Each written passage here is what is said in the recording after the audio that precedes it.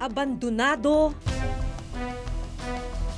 Sa tagal ng pagkakatiwangwang nitong project na to, napuno na siya ng damo. May talahib na.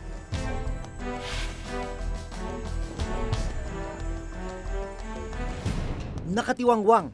Mapapaisip ka talaga eh. Saan napunta yung buwis, buwis ng taong bayan? At pinamumugaran na ng mga hayop. Naging tahanan na ito ng mga ibon. Mga gusaling malaki sana ang pakinabang sa mga mamamayan. Paano humantong sa ganitong sitwasyon ang mga gusaling ginastusan ng milyon-milyong pisong pondo mula sa kaban ng bayan?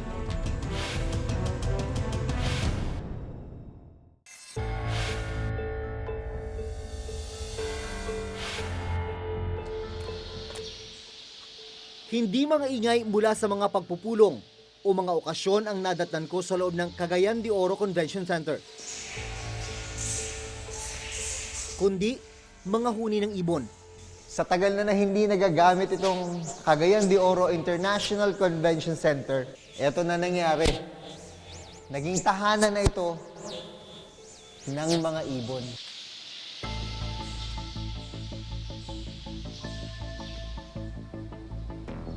Taong 2001 nang simulang itayo itong Cagayan de Oro International Convention Center. Ang layunin nito ay gawin itong sentro ng lahat ng socio-cultural activities para sa buong Mindanao. Pero hindi pa ito nagagamit, 15 taon ang nakatenga. Bukod sa pinamahayan na ng mga ibon ang convention center, may mga butas na rin sa kisame nito. Dahilan para tumulo ang tubig kapag umuulan.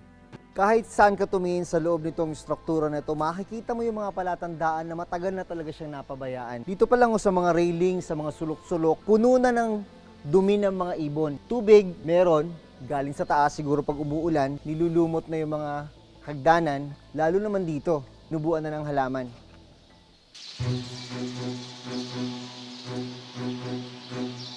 Mahigit sa 1 hektarya ang laki ng Cagayan de Oro Convention Center.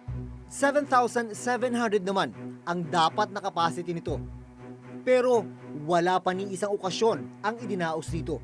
Pag nag-operate na yung convention center, marami namang maka-avail ng mga livelihood. Kasi yung mga tao namin dito, pwede naman magtinda sa loob, sa labas.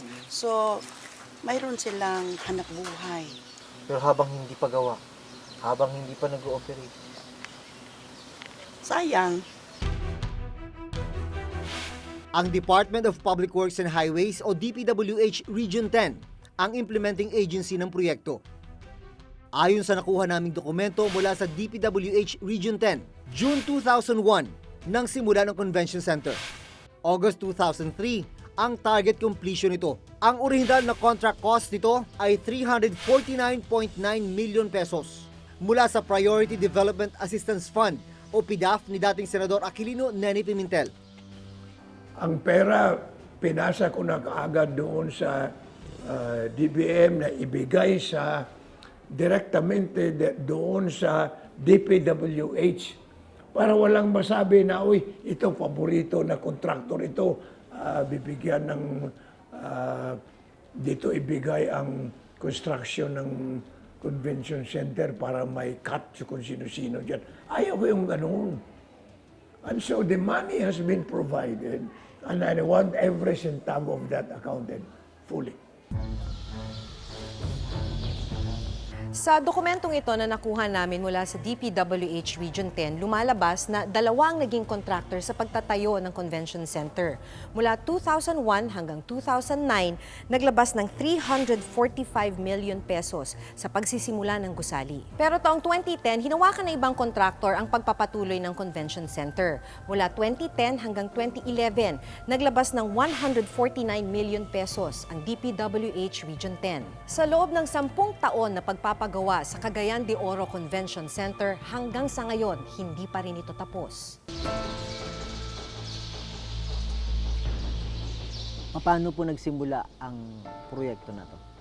Yung proyekto natin, simula ito sa idea na noon yung ang Cagayan de Oro, wala pang sports center. Naumpisahan nga nung buhat noong 2001. Na-award sa Kwan, mahigit ng 349 million yung na-award sa kontraktor.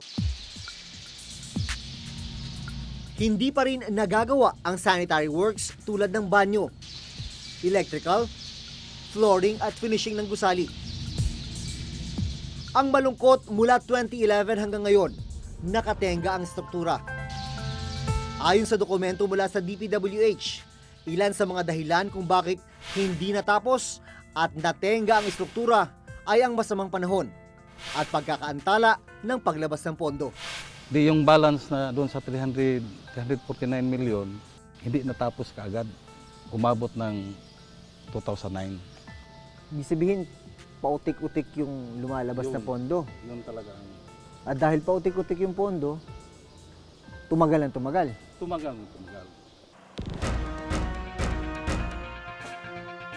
Ayon sa DPWH Region 10, aayusin at itutuloy ngayong taon ang pagtatayo ng convention center. Pero para mangyari ito, kailangan pa raw ng karagdagang 324 million pesos. Dahil mahigit isang dekadang nakatenga ang gusali, lumagpas na ito sa sinasabing warranty period. Yung termites control na ilagay dito noon, ang warranty period ng noon, epektibo siya within 5 years. Oh, paano na yun? Nang araw na magtungo kami sa convention center, dumating din ang engineer ng ikatlong contractor na magpapatuloy sa paggawa ng convention center.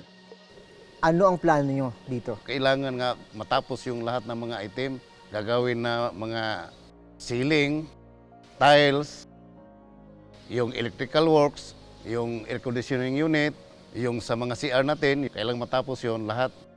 Mga gano'n nyo katagal matatapos ito? Base sa kontrata natin, abot ito ng 360 days.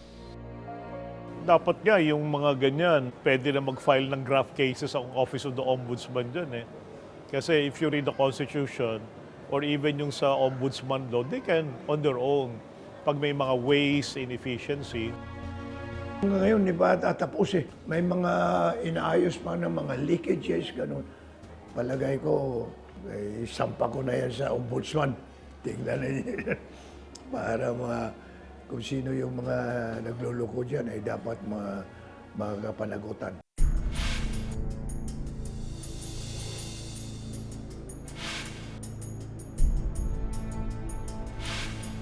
Taong 2007 nang itayo itong Batangas Provincial Livelihood Center. Ginasusan ng 237 million pesos mula sa utang sa isang bangko. 10 taon na lumipas, nakatiwangwang, hindi napapakinabangan.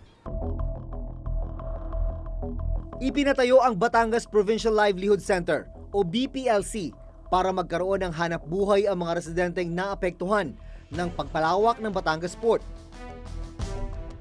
Halos 2 hektarya ang lawak ng BPLC na nakatayo sa tabi mismo ng Batangas Port. Ayon sa COA report, June 2003 nang simulang itayo ang ikatlong palapag ng gusali. Dito sana magtatayo ng mga tindahang pagkakakitaan ng mga residenteng na-displace o napaalis ng palawakin ng Batangas Port.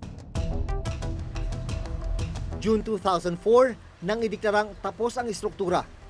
Pero wala ni isang tindahan para sa mga target beneficiary ang naitayo. Dahil nga hindi na may maintain itong struktura, kinakalawang na yung ibang bahagi ng gusali. May mga crack dito, mga crack doon. Ang poste, kita nyo, nakatumba na. Pader, puno rin ng crack. Ang ibang dingding may mga bitak na. Basag-basag ang mga salamin, may butas sa mga kisame. Pati ang mga lababo at palikuran, sira-sira na rin. Kasama kong nag-ikot sa gusali ang kapitan ng barangay. Pag ikaw iniikot mo to, anong nakikita mo? Yung panghihinayang nasa halip na mapakinabangan ng lahat, nagkaganyan. Tingnan mo naman to. Lawak ko. Wala akong makikita. Walang nakatayo, walang nakalagay na anumang establishmento. Ito makikita mo sa second floor. Pakante. Pag makikita mo yung ganitong klaseng proyekto, mapapaisip ka talaga eh. Saan napunta yung buwis, oh? Buwis ng taong bayan. Sa report ng COA, 237 milyon pesos ang inutang ng probinsya ng Batangas sa isang bangko nung panahon ng panunungkulan ni Governor Hermelando Mandanas. Ang kasunduan, kailangang mabayaran ng probinsya ang utang sa bangko sa loob ng 15 taon. Magagawa dapat ito kung kumikita ang gusali mula sa renta ng mga pwesto, parking at terminal. Ayon pa rin sa COA report, palaki ng palaki ang binabayaran ng Batangas Provincial Livelihood Center dahil ito sa interes at amortization na inutang sa bangko at iba pang bayarin katulad ng insurance at kuryente. Umabot na sa 289 milyon pesos ang accumulated losses o nasasayang na pondo dahil sa hindi napapakinabangan ng proyekto. May mga nadatnan kaming nagtitinda sa ibabang bahagi ng gusali. Pero hindi sila nagbabayad ng kanilang pwesto. Hinayaan na lang silang magnegosyo sa nakatenggang gusali. Ito po ang dinat na namin. Hindi ko siyempre kami muna ang gagamit. Habang hindi wala pang gawa, pinaplano si Governor para dito. Ayon sa report ng COA, ang BPLC ay bunga ng mahinang pagpaplano at hindi maayos ang ginawang feasibility study. Hindi raw nagustuhan ng mga investor ang lugar dahil hindi kaaya-aya ang kondisyon ng gusali. Definitely, yun nga, yung tinatawag mong white elephant, di ba? So, unang-una, mali yung location. Nagtataka nga ako, ba't nilagay doon sa port area? Well, obviously, hindi pinag-aralan. O umutang sila ng 250 million, napakalaking waste of public funds. Pero ayon kay Governor Mandanas, malaking bagay ang pagpapalit ng administrasyon. Kasi pag alis ko, yung sumunod sa akin, hindi na rin itinuloy. Hindi itinuloy. So, pagbalik ko dito, ganun pa rin. Well, it was worse, yung building. So, one of the first things we did, first 6 months, nilinis, inayos, and then we tried it. We got the help of somebody from Divisoria and from Baclaran to sample, for yung mga ganon. And we gave employment immediately to the vendors. We gave them space inside. Walang renta. Para lang testing muna. Gaya ng Cagayan de Oro Convention Center, pinaplano rin ngayong isaayos ang Batangas Provincial Livelihood Center ng lokal na pamahalaan. Pero para magawa ito, kailangan na naman ng panibagong budget.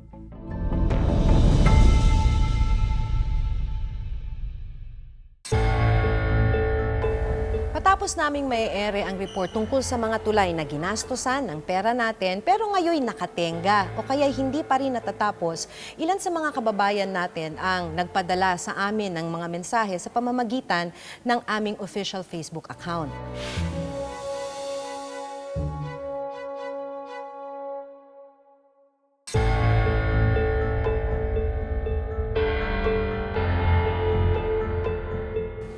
Matapos naming mai-ere ang report tungkol sa mga tulay na ginastosan ng pera natin pero ngayon nakatenga o kaya hindi pa rin natatapos, ilan sa mga kababayan natin ang nagpadala sa amin ng mga mensahe sa pamamagitan ng aming official Facebook account. May mga nag-report tungkol sa hindi natapos na tulay sa Surigao at Pampanga. Meron ding nakatenggang palengke sa Mindoro at maging mga sira-sirang daan sa iba't ibang bahagi ng bansa.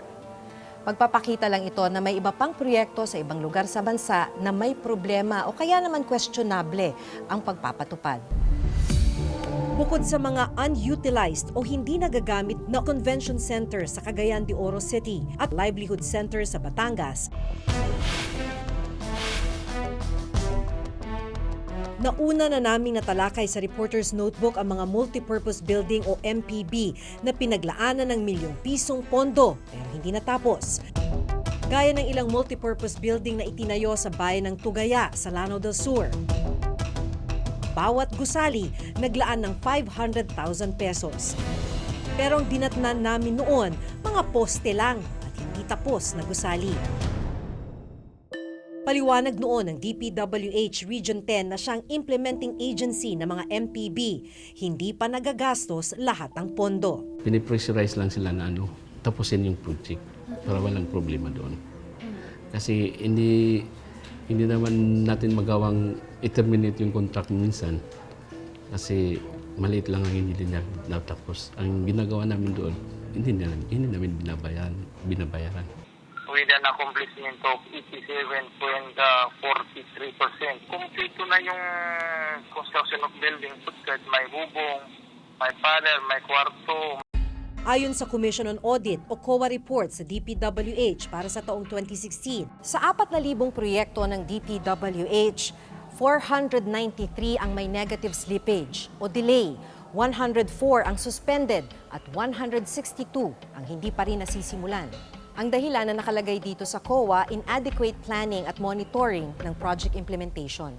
It has various reasons. Yung pinakauna na nito is yung right-of-way natin, right-of-way acquisitions. Number 2, kasama dyan yung mga permits related sa pagputol ng puno. Yung number 3 is yung permit related sa local government units. Yung permit galing sa MMDA. Nagbigay kami ng policy recommendations. Sabi namin, hindi ka mag-uumpisa ng isang proyekto na hindi mo naayos yung right-of-way. Kasi ano mangyayari doon, di ba? So, bago mo umpisahan, tapos na dapat para tuloy-tuloy yung trabaho. We're trying to make this as efficient as possible. So marami na tayong reforms na ginagawa para mapabilis yung ating execution ng mga project.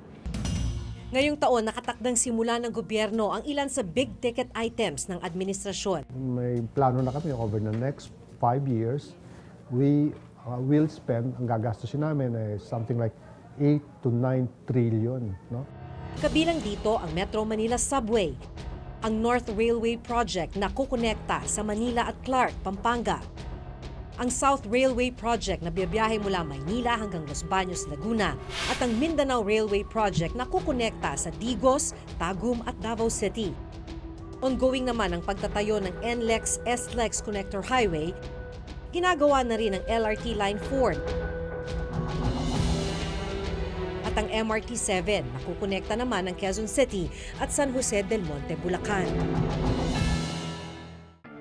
Para mabantayan ang status ng iba't ibang proyekto sa ilalim ng DPWH, bumuo raw sila ngayon ng tinatawag na infra-track monitoring. Ang nangyayari niyan, we have an infra-track system. So it's a mobile application na pwedeng gamitin ng mga staff namin for as long as there is internet. Yung app na yon will be able to capture photos and will able to, plot yung exact photo na yon on the geographic coordinates kung saan siya kinuha. It will be uploaded in a map. So makikita namin automatically, ito yung project in this particular location at ito yung itsura niya ngayon. Kung kunwari dati nagkaroon ng modus na yung Mindanao projects, ang naka-upload ay Luzon, ngayon with this system, hindi na siya pwede.